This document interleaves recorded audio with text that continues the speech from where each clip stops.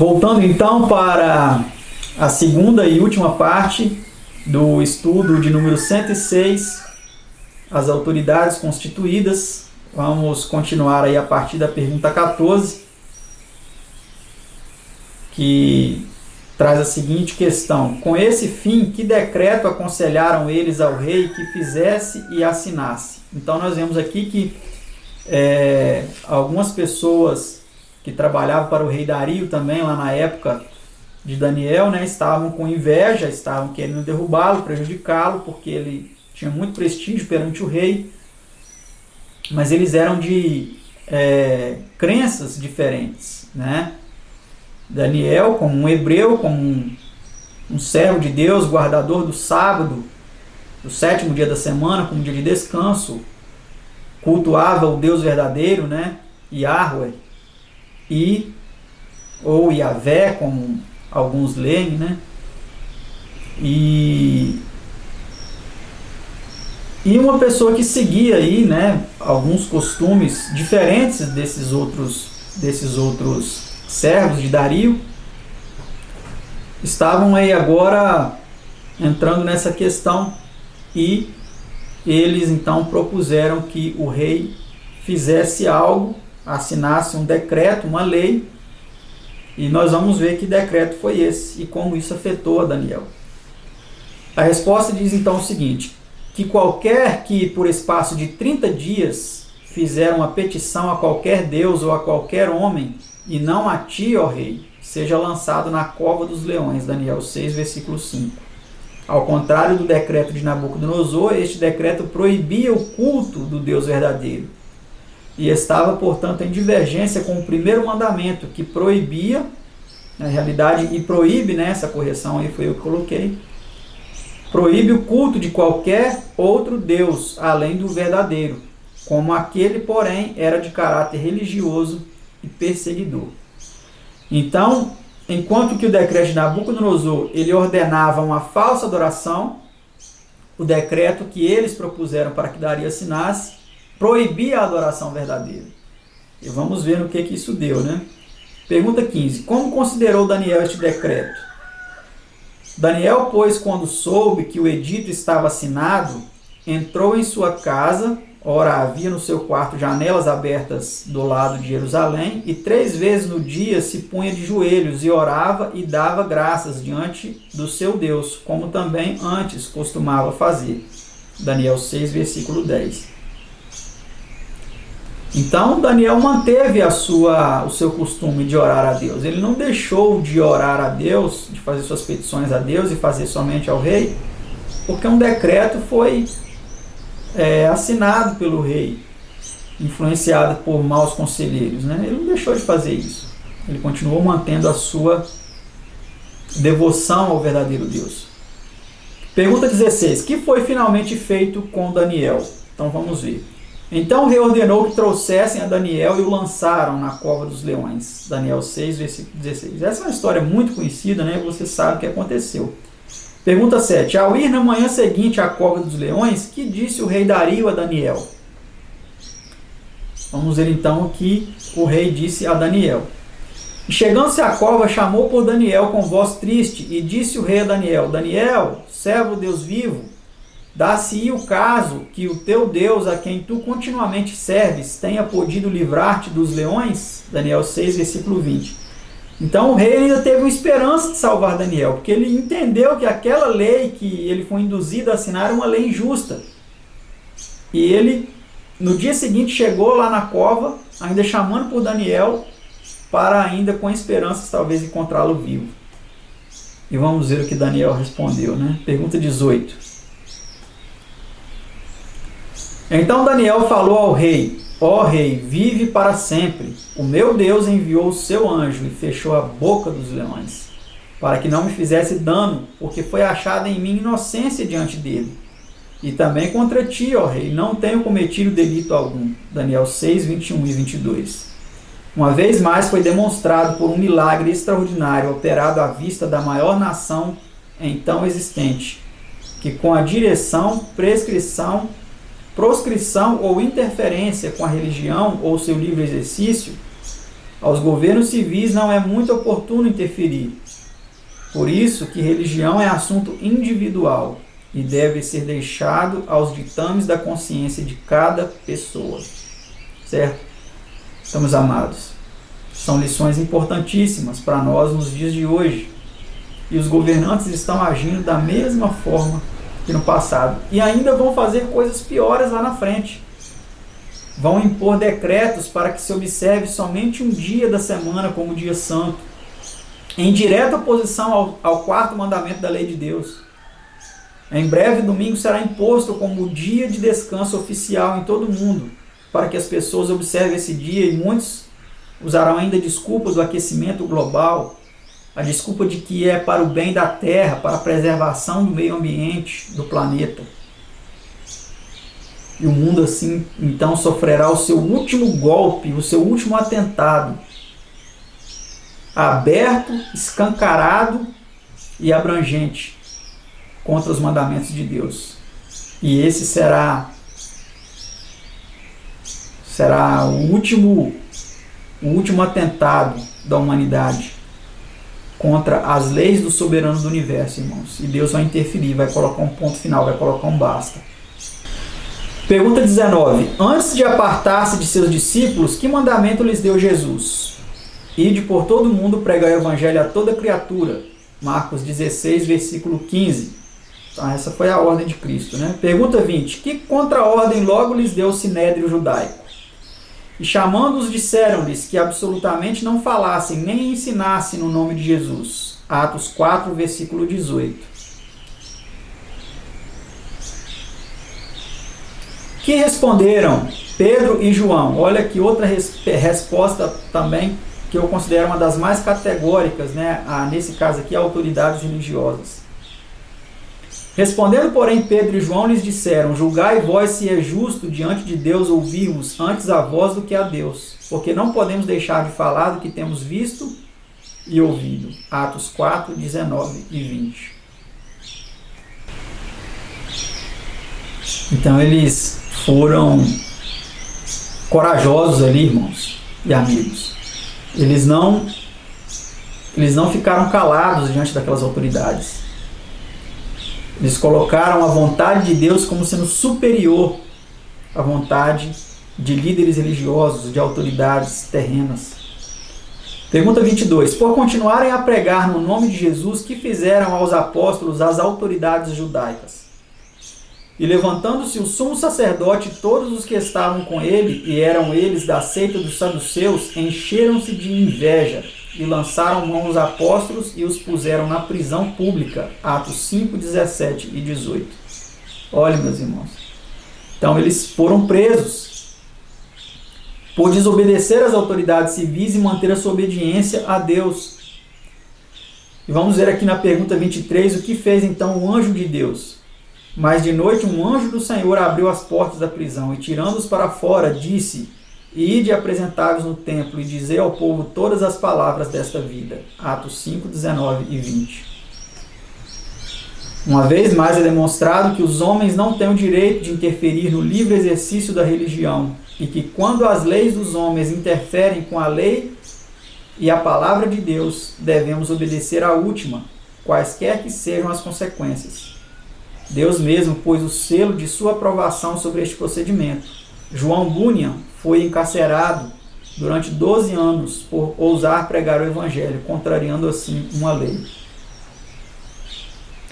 E nós também, amados, mesmo em face de uma imposição religiosa, talvez algum líder religioso imponha determinada coisa, né, aos seus fiéis, ou não faça isso, não faça aquilo.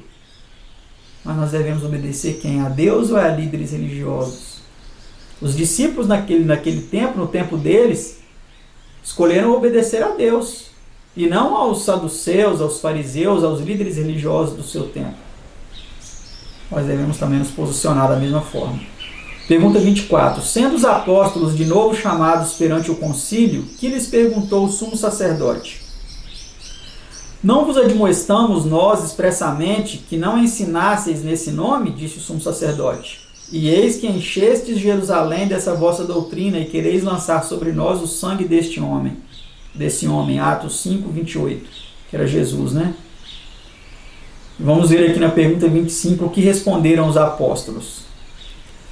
Respondendo Pedro e os apóstolos disseram: mais importa obedecer a Deus do que aos homens. Atos 5, versículo 29. Essa é outra das mais preciosas respostas, amados, a uma autoridade registradas na palavra de Deus. Então os apóstolos aqui deixam muito bem claro que mais importa obedecer a Deus do que aos homens. Se os homens estão dizendo, estão pedindo, estão ordenando, impondo sanções e exigindo coisas que são contrárias à vontade de Deus, nós precisamos escolher nos manter fiéis àquilo que Deus pede de nós e não àquilo que as autoridades estão pedindo, que está indo de encontro, está sendo contrário àquilo que Deus nos pede. Vamos ler essa nota aí. Deve ser prestada obediência a todos os governos humanos, em conformidade com a vontade de Deus. Esses governos são uma necessidade reconhecida. Na natureza do caso e sua existência está manifestamente de conformidade com a vontade divina. Daí que as conjecturas são sempre em favor da autoridade da lei civil. E qualquer recusa de obediência precisa ser baseada na prova moral de que a obediência será pecado. Ou seja, que a obediência à autoridade civil será pecado, né? Também é verdade que a obediência à lei humana muitas vezes envolve pecado contra Deus e contra o homem. Casos há tão claros que ninguém poderá pôr em dúvida o dever de recusa à obediência. Em todos os tempos e em todas as terras surgiram esses casos. É muito notório para necessitar de discussão que a lei de Deus, o grande princípio de amor, é suprema e que mais importa obedecer a Deus do que aos homens, em qualquer caso da divergência entre a lei humana e a divina. Moral Philosophy, por James H. Fairchild, páginas 178 a 181. Então é isso, irmãos. Ficou muito bem claro, né, para todos nós aí, né? Vamos para a penúltima pergunta, pergunta 26. Que autoridade é superior às mais elevadas? Isso aí é óbvio, né, para nós, diante de tudo que já estudamos até agora. Mas vamos confirmar mais uma vez aí no texto de Eclesiastes 5:8.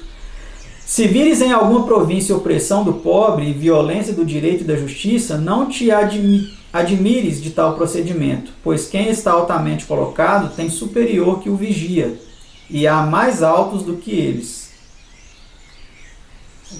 Então nós vemos aí que existem autoridades ainda mais superiores que algumas que estão oprimindo certas pessoas, né?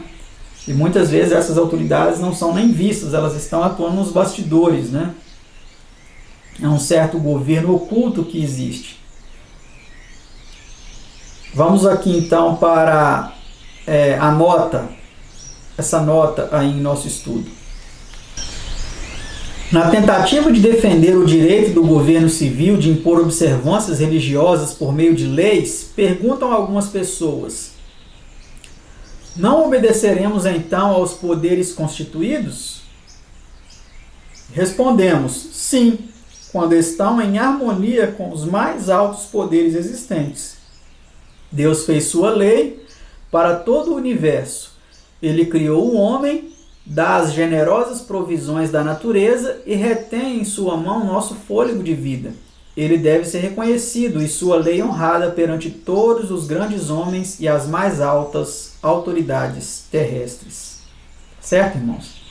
Então é isso aí que nós devemos observar e obedecer, né? E a última pergunta, pergunta 27. Por haver-se Mardoqueu recusado a prostrar-se perante Ramã, conforme ao mandado do rei Assuero, relatado lá em Ester 3, 1 a 6, que decreto conseguiu Ramã que o rei promulgasse e enviasse a todas as províncias do Império Persa? Vamos ver então que decreto foi esse. E enviaram-se as cartas por intermédio dos correios. Naquela época os correios eram a cavalos, né? A todas as províncias do rei, para que destruíssem, matassem e fizessem perecer a todos os judeus, desde o jovem até o velho, crianças e mulheres, em um mesmo dia, a 13 do 12º mês, ou seja, o dia 13 do mês 12, né? Que é o mês de Adar, naquele tempo, né? O nome desse mês não era dezembro, como temos hoje, mas era o mês de Adar. E que saqueassem os seus bens, ou seja, além de matá-los, matar todos os judeus, os seus bens fossem saqueados, né?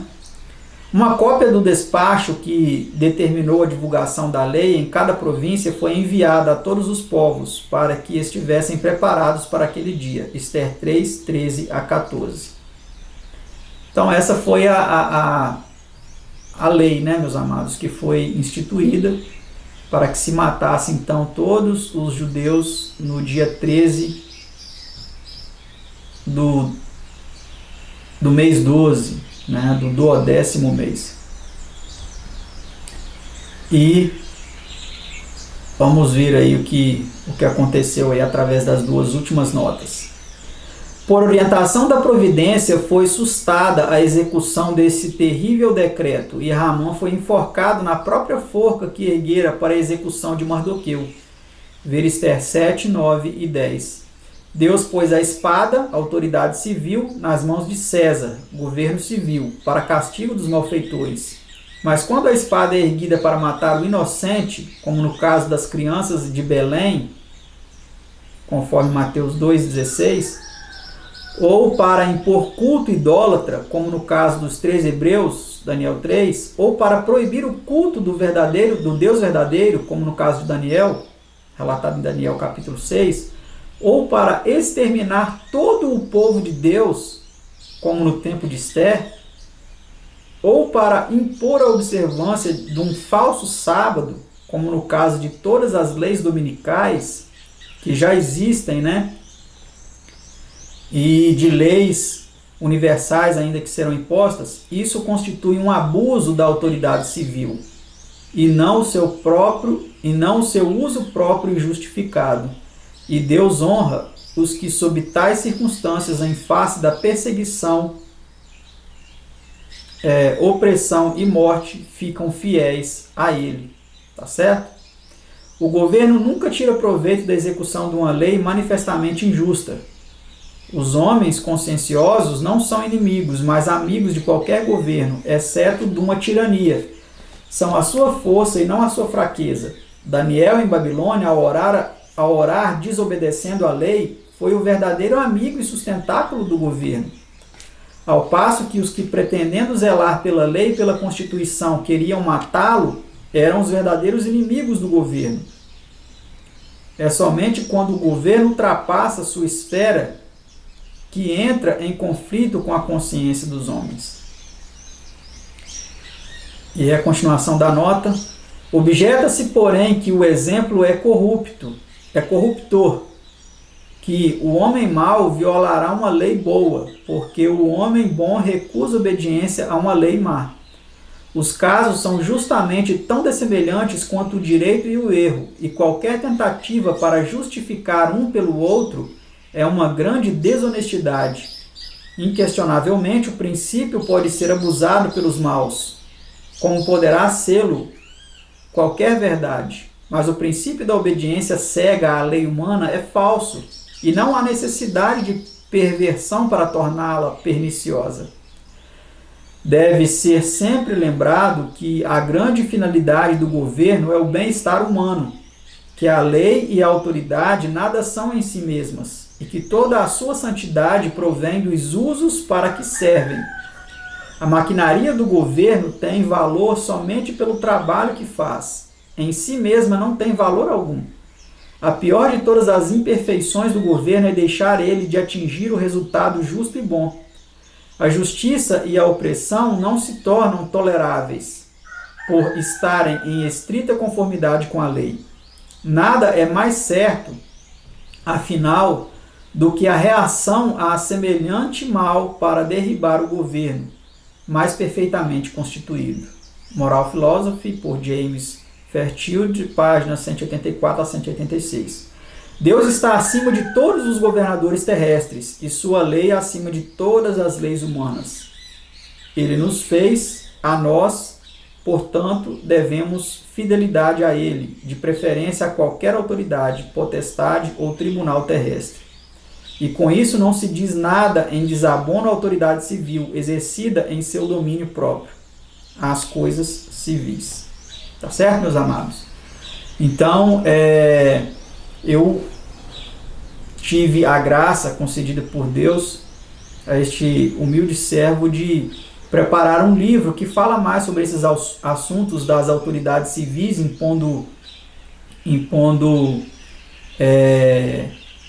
decretos, fazendo imposições contrárias às ordens de Deus, num livro que eu vou colocar aqui na tela para vocês. Eu já sugeri, mas volto a sugerir. Aqueles que quiserem adquirir podem entrar nos sites que vão ser colocados aí no rodapé desse vídeo, para que você possa adquirir esse livro a um preço aí mínimo.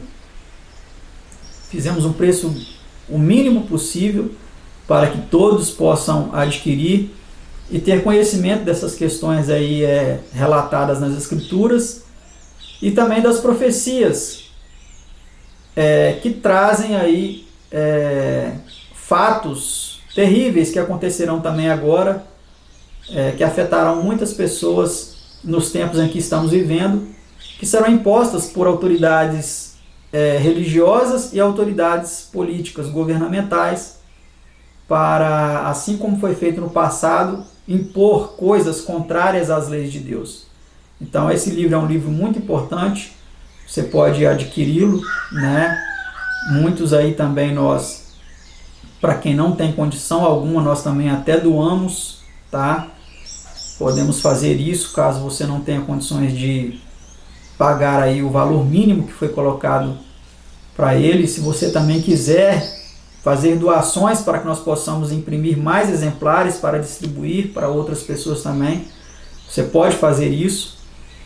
E vamos nos preparar, meus amados, porque coisas terríveis já estão acontecendo e outras mais terríveis ainda estão por vir, mas sabemos com certeza que Deus, Ele é o vencedor. Estar do lado de Deus é estar do lado vencedor, assim como vários exemplos aí, né, como vimos hoje, nos mostram isso, como no caso dos 3 jovens lá hebreus que foram salvos da fornalha, como no caso de Daniel, que foi salvo da cova dos leões, como no caso de todo o povo judeu, né, que eram guardadores do sábado e adoravam o único Deus verdadeiro, Yahweh.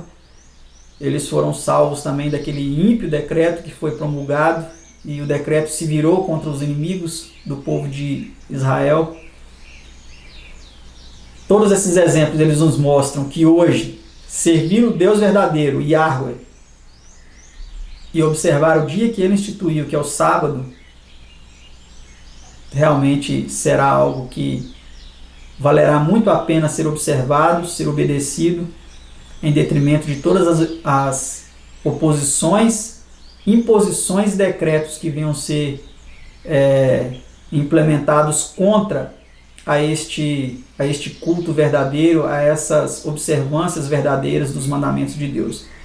Então, eu espero que você tenha entendido o estudo de hoje, que você, se você ainda não está do lado que se mantém fiel aí, não meramente às leis humanas, mas acima de tudo às leis de Deus. Se você ainda não faz parte desse grupo, que você busque de Deus forças para que isso aconteça em sua vida. Que Deus abençoe a todos. Muito obrigado por acompanharem aí mais esse estudo, esse precioso estudo da Palavra de Deus. E até o próximo, se Deus assim nos permitir. Até mais.